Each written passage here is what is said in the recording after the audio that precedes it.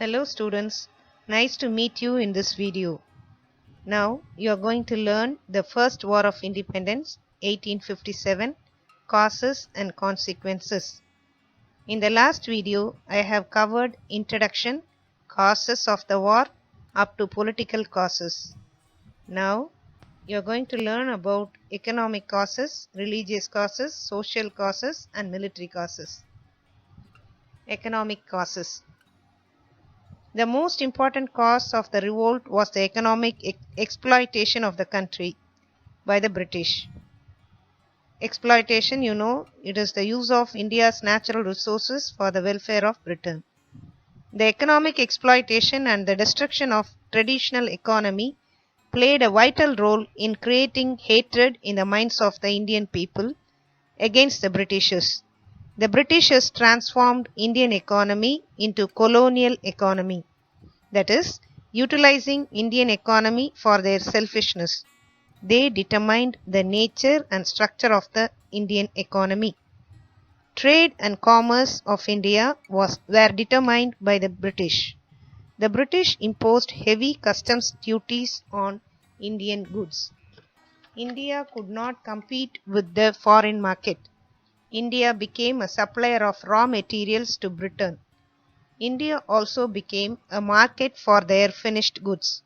Thus, India became an economic colony of industrial England. The wealth of India was drained by the British. Collapse of handicrafts and cottage industries. After Industrial Revolution, due to the invention of iron and steel, Britain manufactured lot of machine-made goods. The Indian markets were flooded with British machine-made goods. This led to the quick collapse of handicrafts and rural artisan industries. The introduction of railways in India quickened this process. The British policy of exporting raw materials to the British raised the prices of cotton and leather. This increased the cost of handicrafts. Handicrafts are nothing but handmade goods, and reduced their capacity to compete with foreign goods.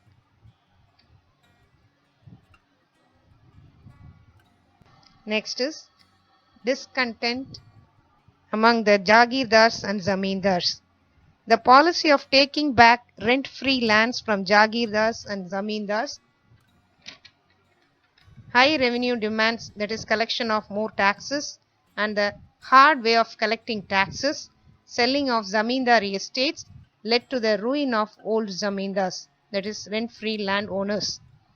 Confiscation, that is grabbing of lands of Jagirs, caused poverty among the higher officials, that is aristocracy.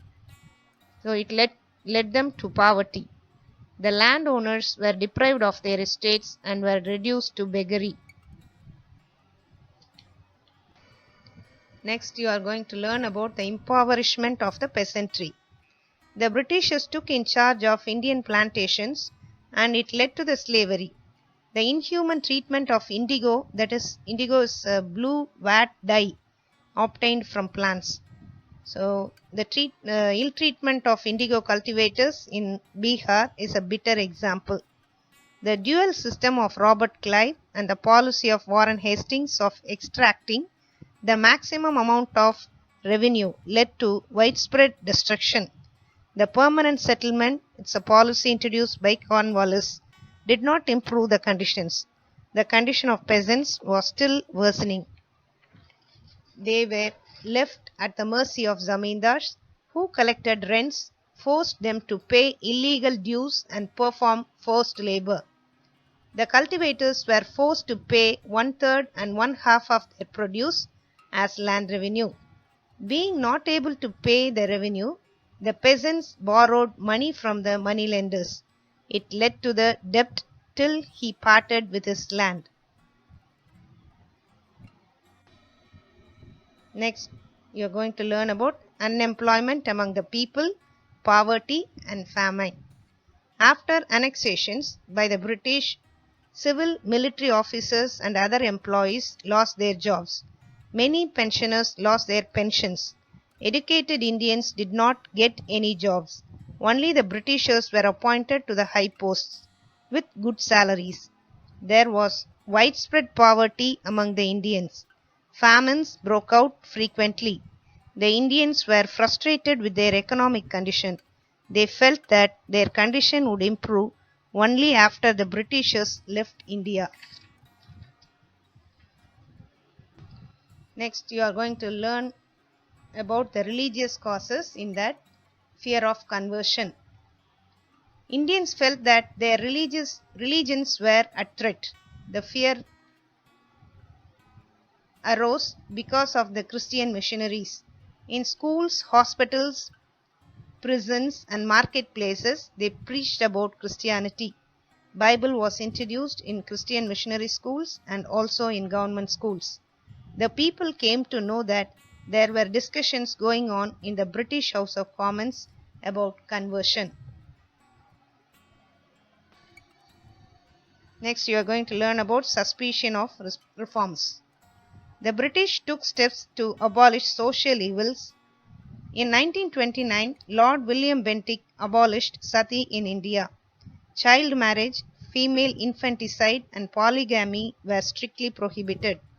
Widow remarriage was legalized. All Indians thought that the British was unnecessarily interfering in the religion and social customs of Indians.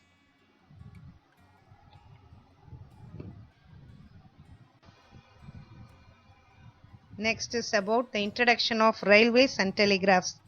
In the railway compartments, people had to sit together.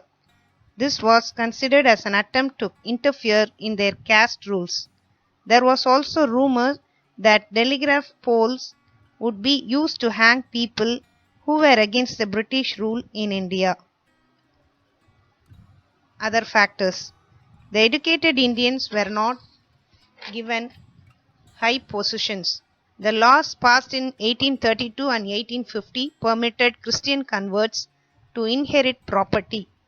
The religious sentiments of the people were further hurt when a tax was imposed on property held by temples and mosques. All these created distrust and hatred and became important cause for the revolt against British rule in India. Next, you are going to learn about the military causes. This great revolt was started by sepoys in the army, so it is necessary to examine the sepoys. The British officers did not treat the Indian sepoys properly. They were paid less than an European counterpart. Promotions were not given. Highest post was what they could get as Subedar. General Service Enlistment Act. It was passed by Lord Canning in 1856. This act ordered the recruits of the Bengal army to work anywhere, even in abroad. Crossing the sea meant loss of caste for the Indian sepoys. Moreover, they were asked to remove the beard, turbans, and caste marks, which was against their caste rules.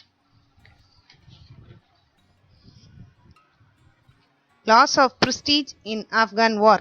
The British lost victory in Afghan War, which gave self-confidence to the Indian soldiers to challenge the British rule in India.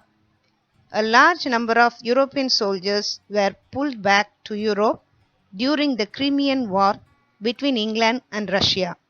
This gave the Indian soldiers courage to break out in an open revolt.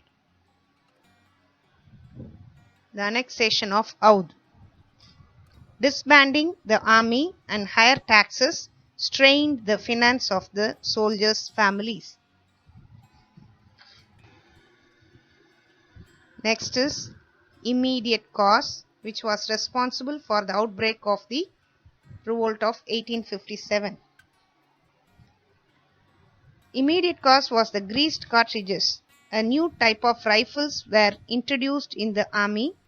Before fitting them in the rifles, the soldiers had to bite the tip of cartridges with their teeth. It was believed that the grease was made with the fat of cow and pig. As cow was sacred to Hindus and pig was detested by the Muslims, they did not want to do this. So the sepoys refused to use the Enfield rifles. This was seen as a religious threatening by the Hindus and Muslims. The atmosphere was charged with a storm that was ready to break out. Students, now we have learned the causes. That is, all the causes I have finished. Okay. Now you can go through the pages which I'll be posting in the WhatsApp group.